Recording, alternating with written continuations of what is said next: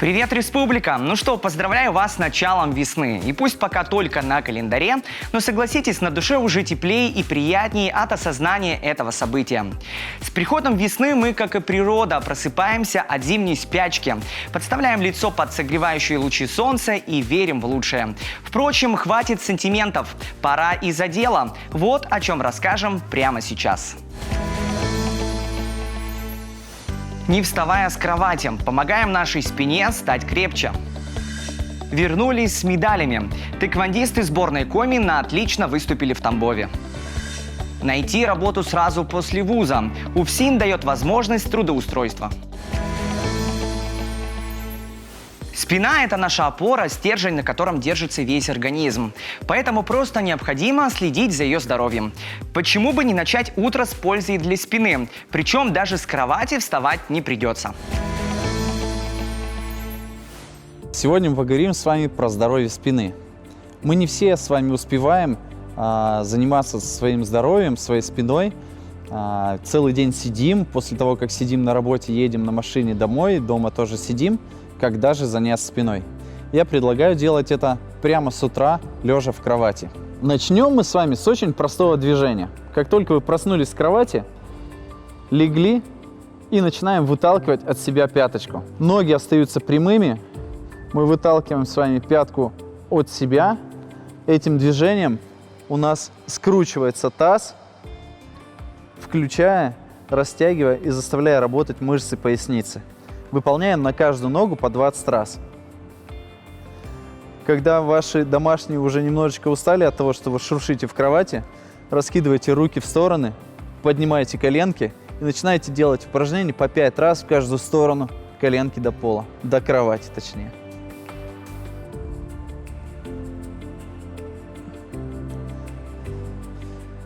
Ну и когда вы окончательно освободили диван, ложитесь на бок, поджимаете под себя коленки, руки перед собой. Раскрываясь верхом спины, делайте по 10 раз каждое упражнение, на каждую руку.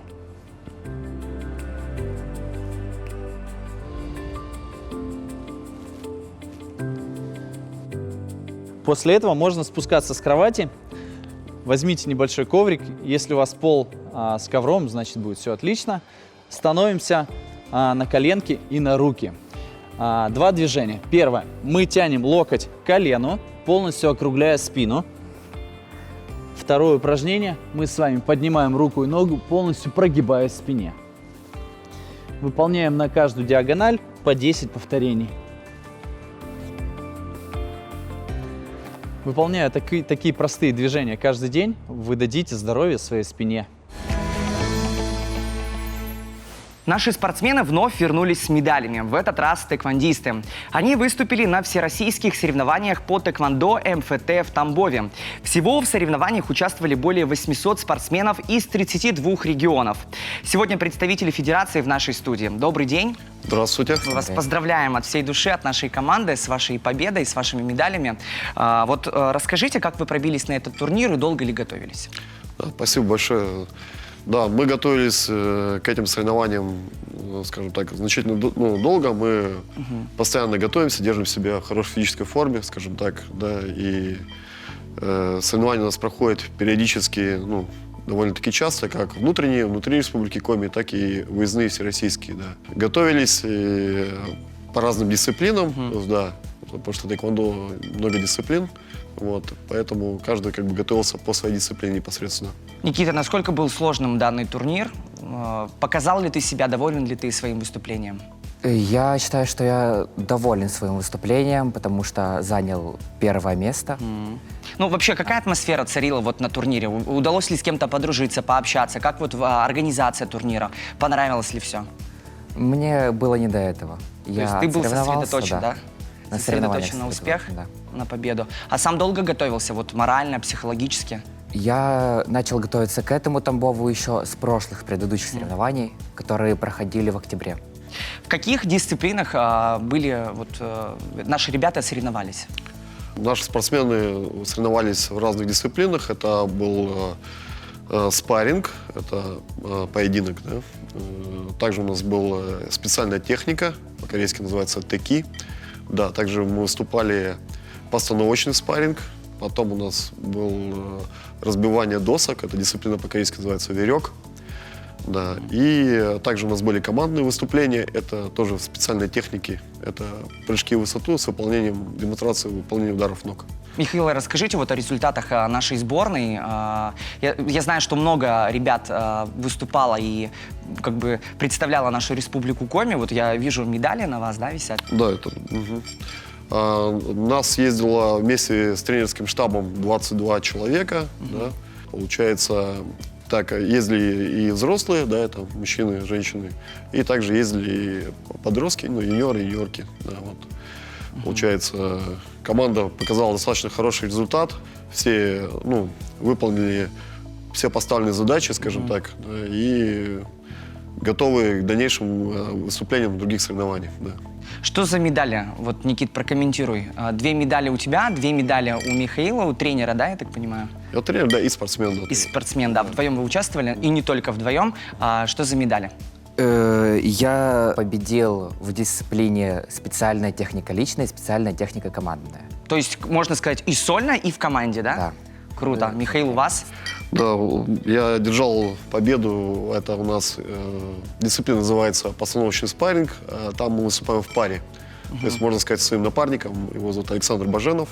Вот, мы вместе с ним выступали в дисциплине постановочный спарринг и заняли там 1 место.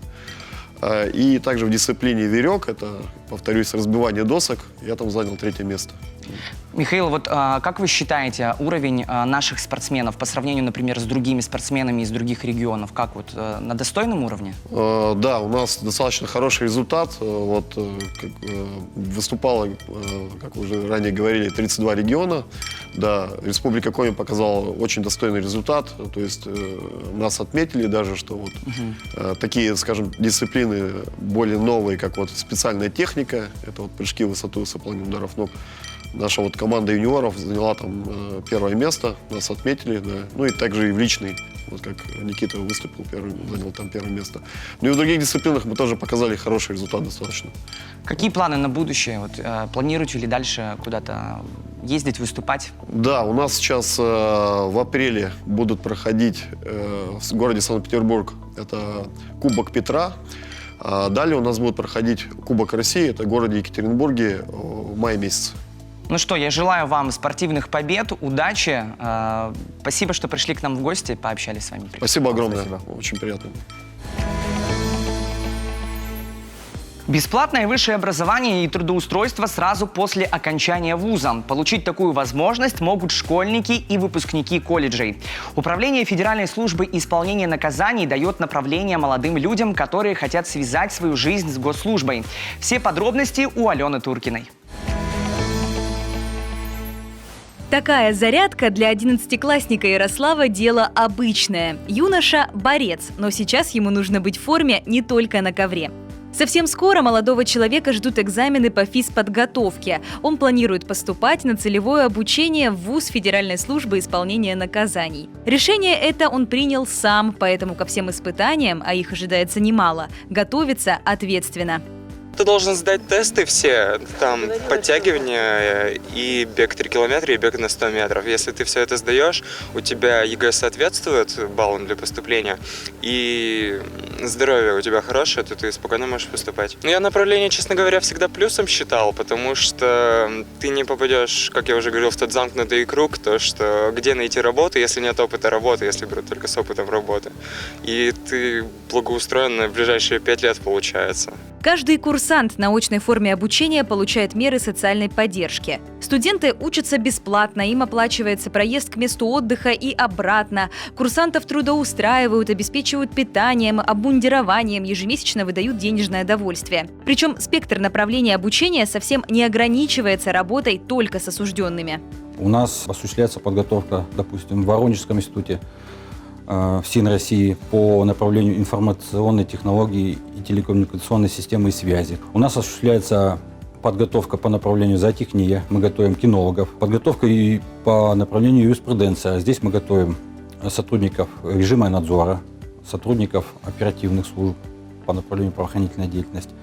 Также мы готовим специалистов в экономическом направлении, то есть экономика и безопасность. Готовим специалистов в области тылового обеспечения и организации производственной деятельности учреждений. По окончании обучения новоиспеченный специалист должен отработать 5 лет в обозначенном ему подразделении. Антон Голочинский окончил Вологодский институт права и экономики в СИН России, а потом, по условиям договора, вернулся в родной Сыктывкар.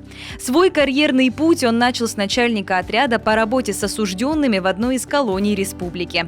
Проработав в исправительном учреждении определенный период времени, мне было уже предложено работать идти в управление, где я уже сам непосредственно курирую работу тех должностей, которые занимал сам ранее. Сейчас я курирую 3 исправительных учреждения, отдела по воспитательной работе с осужденными. А для того, чтобы вчерашних студентов безболезненно ввести в профессию, за ними закрепляют опытных коллег. Наставничество подразумевает под собой это адаптация сотрудников, а также организация их обучения, их профессионального становления в целях самостоятельного несения службы. Наставническая деятельность за вновь принятыми сотрудниками, а также выпускниками образовательных организаций закрепляется сроком на 1 год.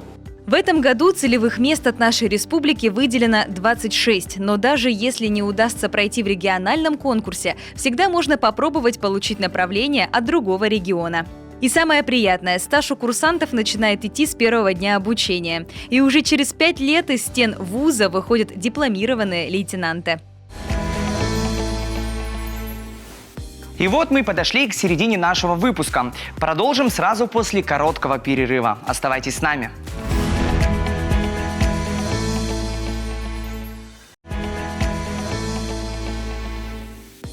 И снова мы в эфире. Всем привет, кто только подключился. Впереди подборка интересной и полезной информации. Поехали! «Северность России» – новая книга о главном изменении нашей страны. Встреча боевых друзей. В Ленинградской области завершился песенный фестиваль. Мы в числе лучших. «Готовим с детьми» – парочка книг, с которыми можно научиться готовить. «Северность России» – так называется новая книга директора Кунсткамеры Андрея Головнева. В своем исследовании ученый доказывает, что Россия – это не Запад, не Восток и даже не Юг. Именно северность определила самобытность нашей страны. Исторически, начиная с ключевой роли Ладоги и Новгорода в древности, экономически с учетом пушнины, нефти, газа и других ресурсов. Ну и, конечно же, геополитически, ввиду пространственного преобладания в высоких широтах. В книге есть упоминания и о севере нашей республики. Летом 2022 года Андрей Головнев впервые побывал в Коми, в Усть-Цилимском и Ижемском районах. И тогда же дал интервью нашей программе. На одной из научных конференций кто-то пошутил: у Головнева 2 полушария и оба северные. Уроженец Южного Урала действительно сроднился с севером, особенно во время путешествий. В своей новой книге ученый объясняет, что же такое северность России. Это вовсе не измерение, это ее фундамент. Русь произошла с севера по направлению из Варяг к Греки. И Россия, как империя, сложилась с центром на Неве. Поэтому этот северный вектор устойчиво возобновляется в самые критические или ответственные эпизоды истории. Один из них пришелся на наш век с вами, поэтому северность остается в силе. Если все остальные направления для России в какой-то мере интересны, но лежат вовне, юг, запад, восток, Россия бьется в дилемме, что она больше, Запад или Восток. А это тупиковая дилемма, потому что Россия на самом деле север. Для Андрея Головнева важно заметить в современной России выразительные черты севера. Эти яркие самобытные очаги ученый нашел и в нашей республике, в Ижме и Усть-Цильме, где побывал в июле прошлого года. Как известно, выходцы из северных новгородских земель основали Усть-Цилимскую слободку. И сейчас в этот заповедный край, который сохранил старорусскую культуру, приезжают сотни, если не тысячи гостей. А коми-ижемцы, по словам исследователя, сгенерировали ни много ни мало тундровый оленеводческий капитализм. За словом капитализм стоит многое. Стоит свобода торговли, стоит очень толковая, динамичная организация производства и сбыта, когда северные коми заимствовали оленеводство у немцев, преобразовали его таким образом, что оно стало прибыльным. Символом этой прибыльности является замша. замшевые фабрики, их переработка. Но не только в замше дело. А дело в том, что оленеводство превратилось в прибыльную, доходную отрасль с очень динамичным циклом воспроизводства, с широким кругом обмена, оленеводство, которое дало возможность широкого распространения, расселения Коми от Таймыра до Кольского полуострова. В последней главе книги Андрей Головнев нарисовал эскиз северности. Безмолвие, единение с природой, искусство движения, край вольности, страна чудес, богатств и героев. Но прежде всего северность – это власть над собственной судьбой. Здесь настоящий север. И настоящие северные отношения, они очень открытые. На севере живут люди, которые, как утверждает наука, властны над собственной судьбой. Это высокая философия, которая позволяет человеку распоряжаться своей судьбой и с огромным уважением относиться к судьбе ближнего своего, другого человека. Это интервью мы записывали в Усть-Цильме. После горочных чтений видели, как Андрей Головнев влился в разноцветную реку сарафанов, платов и рубах. После праздника он написал на своей страничке ВКонтакте: «Когда хором поют, слова сливаются, вот и накрутилось. В ополе, в ополе в широком раздолье этнографы в поле на воле гуляли». Дыхание горочных песен и былин, которые и сегодня звучат на берегах Печоры, ясно ощущается и в книге Андрея Головнева «Северность России». В городе Шлиссельбург Ленинградской области завершился 3-й международный фестиваль солдатской песни «Встреча боевых друзей». На сцене собрались лучшие творческие коллективы из разных уголков России и Республики Беларусь. Артисты представляли на суд зрителей 60 творческих номеров. Среди них был и участник из Сыктывкара Александр Швецов. Он и стал дипломантом фестиваля первой степени. Сегодня Александр в нашей студии. Александр, добрый день. Здравствуйте. Мы вас со всей души поздравляем с вашей победой. Спасибо большое. Я знаю, что вы не в первый раз участвуете в этом фестивале, да? Да, не первый. Вот как вы попали на фестиваль, откуда вы узнали о нем? Именно в Шлиссельбурге. Первый раз фестиваль прошел в 2018 году, но он тогда проходил под другим названием. Вот. А вообще, как бы, фестивальная деятельность началась с 2014 года. Совместно с братом мы начали писать песни, он пишет стихи, я музыку. Потом сам несколько песен написал, и стихи, и музыку.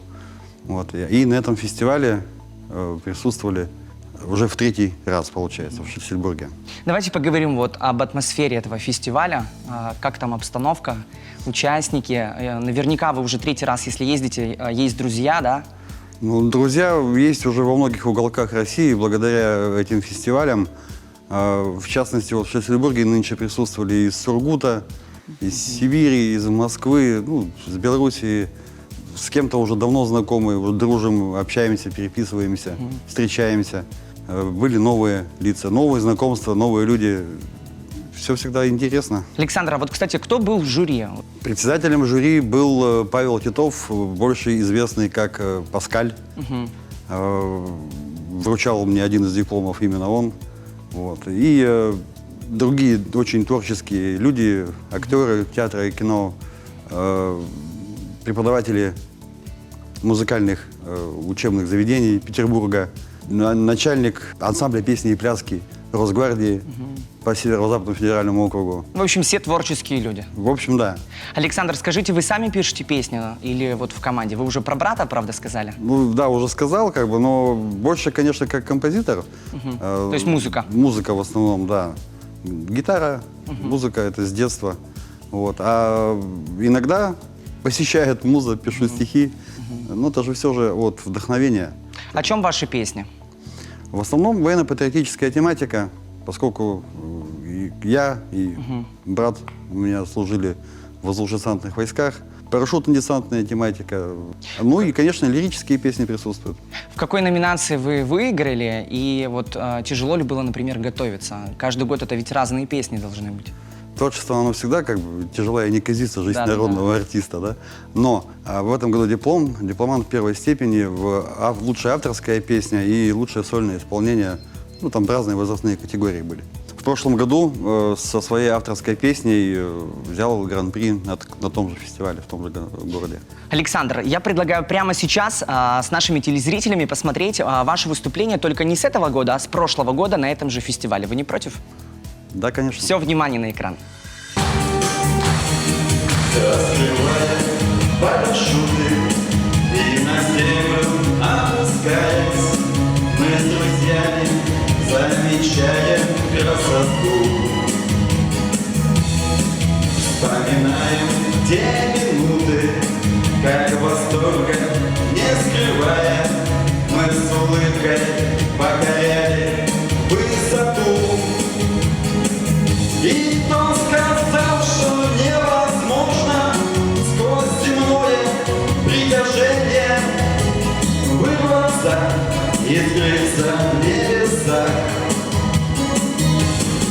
И ступая осторожно, разгоняя тень на стенах, взмыть и затеряться в облаках. Кто сказал, что невозможно сквозь земное притяжение вырваться и скрыться в небесах? Кто обычно готовит в вашей семье? Чаще всего, наверное, мама или бабушка. Нет, никто не отрицает, что и папа может быть главным на семейной кухне. В любом случае, детям не мешает научиться варить борщ или кашу. И в этом поможет хорошая книга с простыми рецептами. Мама уехала в командировку, а кухня пустует. Делимся сегодня книгами, которые помогут приготовить ужин без мамы и бабушки. Первая книга – это книга «Один дома» издательского дома Мещерякова «Готовим без мамы и бабушки». Здесь приведены очень простые рецепты, которые вы можете приготовить вместе со своим ребенком. Например, рыбный суп или жареное куриное филе. Следующая книга «Маленький шеф. Простые рецепты для всей семьи». Книга подойдет и для малышей. Давайте посмотрим. Пицца Маргарита. Или, например, морковный пирог. Или можно сделать клубнично-банановое эскимо. Готовьте вместе с детьми и читайте вместе с ними полезные книги. И к этой минуте у нас пока все. Команда студии 11 отправляется на поиски новых тем и сюжетов. До встречи в эфире. Пока-пока.